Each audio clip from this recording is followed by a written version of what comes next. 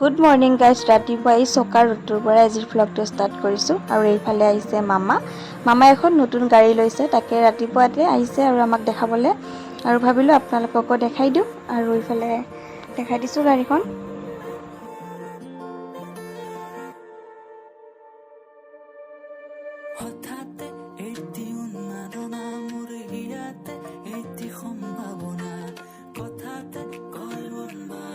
আৰু দিছে ঘৰৰে ডাঠা শাক, লগতে এনেকৈ কিবা কিবি দিছে, যিহেতু এনেকৈ যাব ওলাইছে আৰু এনেকৈ অকণমান পিছতে আৰু গ'ল।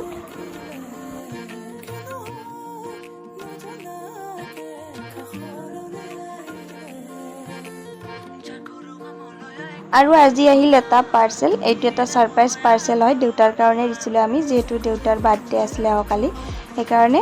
আৰু এইফালে এটা কুৰ্তি টাইপৰ আৰু এনেকৈ দিছোঁ। তাৰপাছতে মই এনেকৈ অকণমান এইটো আৰ্ট কৰিলোঁ আৰু এইটো এতিয়া দেউতাক আমি ছাৰপ্ৰাইজ কৰি দিম আৰু দেখাই আছোঁ দেউতাৰ ৰিয়েকশ্যন। দেউতা সাৰপ্ৰাইজ, হ্যাপি বাৰ্থডে এডভান্স কেনে লাগছি এলে খুলি চাও। আৰু দেউতা পুৰা হেপী, লগতে এইটো দেউতাৰ তাত পুৰা ফিটিং হৈছে আৰু গুড মৰ্ণিং গাইজ। আজি আকৌ এদিন হয়, ইয়াত দুদিনৰ ব্লগ সোমাই আছে। আজি দেউতাৰ জন্মদিন, আপোনালোকে আশীৰ্বাদ কৰিব যাতে দেউতা আহিবলগীয়া দিনকেইটা সদায় ভালে কুশলে যায়। আৰু আজিৰ দিনটোতনো কি কৰোঁ তাকে আপোনালোকক দেখাই যায়, আপোনালোকে ভিডিঅ'টো শেষলৈ চাই যাব। আৰু ৰ'দটো দেখিছেনে ইমান চোকা হৈছে ৰাতিপুৱাই আৰুতো আছেই। পিছে আপোনালোকৰ ফালে গৰম কেনেকুৱা জনাব দেই। গাইজ ৰ'দ চাকনা, এতিয়া 10টা বাজিছে, কিন্তু একদম 1-2 বজা যেন হৈছে। ইমান ৰ'দ, একদম খোজ দিবই নোৱাৰি, একদম পুৰি যায়। আৰু এয়া মই গা পা ধুই আহি গ'লোঁ, ইমান গৰম দিছে। পিছে আপোনালোকে গৰমত কি কৰি আছে জনাবচোন।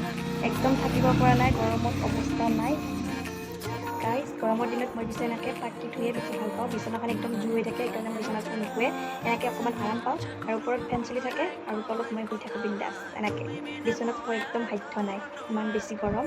আৰু বাহিৰৰ পৰা বতাহ অকণ আহি থাকে কেতিয়াবা, এনেকৈ মই গৰমৰ দিনত শুই থাকোঁ আৰু পাকাত। এইফালে আনিছে আঙুৰ আৰু কল, যিহেতু আজি শনি মন্দিৰত আমি গধূলি যাম ভোগ দিবৰ কাৰণে, দেউতাৰ বাৰ্থডে কাৰণে। আৰু এনেকৈ অকণমান আৰু সৰুকৈ যোগাৰ পাতি কৰিছে। ৰাতিপুৱা মায়ে ফুলকেইটাও যোগাৰ কৰি থৈ দিছে একেবাৰে। এইফালে মায়ে ভিজাই থৈছে চাউল, আৰু ইয়াতে চাগু ভিজাই থৈছে, আৰু চাগুখিনি ধুনীয়া সিজিছে এতিয়া, ৰাতিপুৱাতে ভিজাই থৈ দিছিলে মা। আৰু এনেকৈ দেখাই থাকিম। গাদুলি কেৰকুটাৰ পৰা বচাই দেউতাই কেইটামান আনিছে, এইফালে লিচু পাৰি মন্দিৰত নিবৰ কাৰণে, আৰু এইফালে নাৰিকলখিনিও কুটি ল'লে মায়ে। আৰু এইফালে দেখিছেনে গৰম ইমান, বাপৰে, লগতে প্ৰসাদখিনিও ৰেডি কৰি ল'লে। আৰু এইফালে মন্দিৰত নিবৰ কাৰণে কিছু সামগ্ৰী আছে, আৰু ইয়াতে মনসাখনতে ভৰাই লৈছে। লগতে ভোগৰ কাৰণে ৰেডি মিক্সিতে মাৰি লৈছে, আৰু তেতিয়া ধুনীয়া হয়। এয়া জন্মদিন বুলি ক'লে যিহেতু পায়স মেইন, সেইকাৰণে মায়ে ধুনীয়াকৈ পায়স বহাই দিছে। এয়া আমাৰ বাৰ্থডে বয় ৰেডি, এতিয়া আমি মন্দিৰলৈ যাম। দেউতা হেপী বাৰ্থডে। এতিয়া আমি মন্দিৰত যাম আৰু আপোনালোকক লগ পাম, দেখাই থাকিম। এয়া আমিও সাজি কাচি ৰেডি, আৰু এনেকৈ যাব ওলালোঁ, যিহেতু ওচৰতে হয়, গৈ পামেই আৰু আহিও পালোঁ। আৰু 1 তাৰিখে ইয়াতে বাৰ্ষিক শনি পূজা কৰিব, তাৰ কাৰণে অকণমান কিবা কিবি ডেক'ৰেশ্যন কৰিব লাহে লাহে। আৰু আমি আহি পোৱাৰ পিছত দেখিছেনে লাইনটো নহা হৈছে, সেইকাৰণে অকণমান আন্ধাৰ দেখিছে। কাৰেণ্ট আহিলে বাৰু দেখাম ভালদৰে। আৰু এইফালে বৰমাহঁতে কাটি আছে উপহাৰ, আৰু মই অকণমান দেখাই দিলোঁ। মই ভিডিঅ' কৰা দেখি সকলোৱে হাঁহি আছে। আৰু এইফালে দেউতায়ে চাকি জ্বলাইছে। আৰু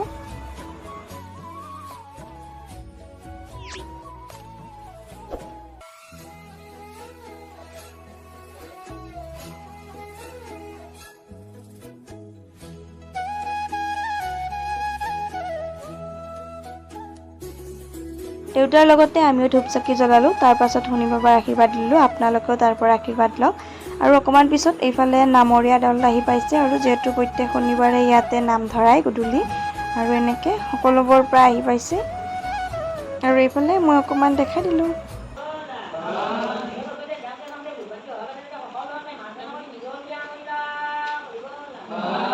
আৰু এতিয়া আপোনালোকে মোৰ লগত অকণমান নাম চাওক, দেখাই দিলোঁ।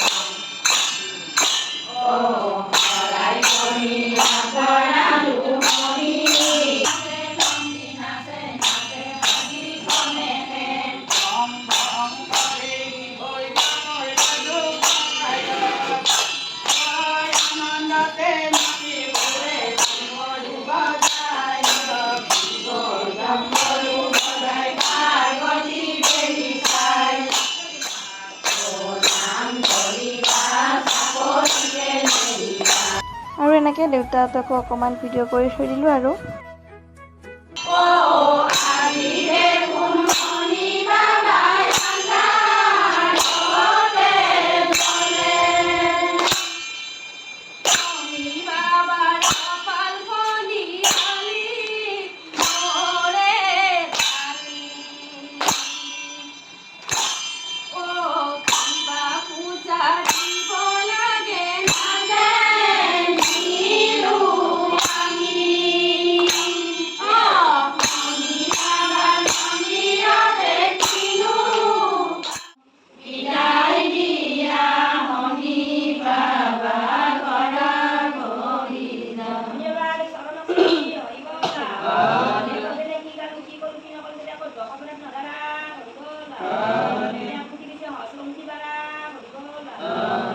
আৰু আজি নাম হওঁতে প্ৰায় দেৰিয়ে হ'ল, 8:30 মানে বাজিছে। তাৰপাছতে এইফালে নাম হোৱাৰ পিছতে আমাক দিলে নিৰ্মালি আৰু এনেকৈ তাৰপাছতে দেখাই দিলোঁ, এয়া বাইদেউৰ ছোৱালী আৰু আমি দুজনী অকণমান দেখাই দিলোঁ। তাৰপাছতে এইফালে প্ৰসাদ দি আছে আৰু লগতে ভগলম এনেকৈ দেখাই আছোঁ আৰু দেউতাৰ বাৰ্থডে স্পেচিয়েল দিনটো আজি এনেকৈ মন্দিৰতে কটালোঁ। পিছে আপোনালোকে ভোগ খাই ভাল পায় নে নাপায়? মই পিছে চাউলীয়া যিটো ভোগ সেইটো খাই ভাল পাওঁ, এইটো এনেকুৱাই আছিলে আৰু এনেকৈ ভোগ প্ৰসাদ খাই ল'লোঁ।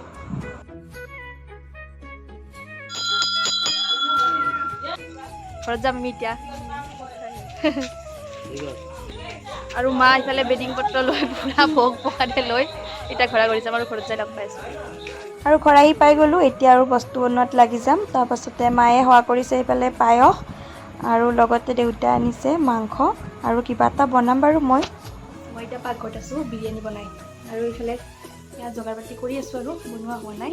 এইফালে লৈছোঁ বিৰিয়ানী বনাবৰ কাৰণে মাংস, এয়া অকণমান বনাম আৰু বহুত গৰম লাগিছে, অকণমান দেখাই দিলোঁ আৰু তাৰপাছত দেখাই দিম। আপোনালোকে চাই যাব ভিডিঅ'টো শেষলৈ, আৰু যদি ভাল পালে ভিডিঅ'টো চাই লাইক কৰিব, কমেণ্ট কৰিব, আৰু যদিহে নতুন চেনেলটো ছাবস্ক্ৰাইব কৰি দিব।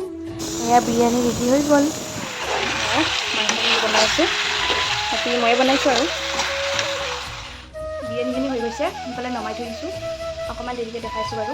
ঢাকনিখন যেতিয়া খোল খায় আৰু এইফালে গোটেই দেখিছিলে গোটেই ঘামি গৈছোঁ, বহুত গৰম মানে পাকঘৰটো। আৰু এইফালে এতিয়া মাংস বনাই দিছোঁ, টাইমো বহুত হৈ গ'ল। আৰু এইফালে মোৰ মাংস বনোৱা হৈয়ে গ'ল। তাৰপাছতে বিৰিয়ানীখিনিও ৰেডি হৈ গ'ল আৰু বাহঁতো আহিছে, তাতে এনেকৈ দেউতাৰ কাৰণে এটা উপহাৰো আনিছে। তাৰপাছতে ভাবিলোঁ সিহঁতকো বিৰিয়ানী খুৱাই পঠাওঁ, আৰু যিহেতু ৰেডি হৈও গ'ল মোৰ।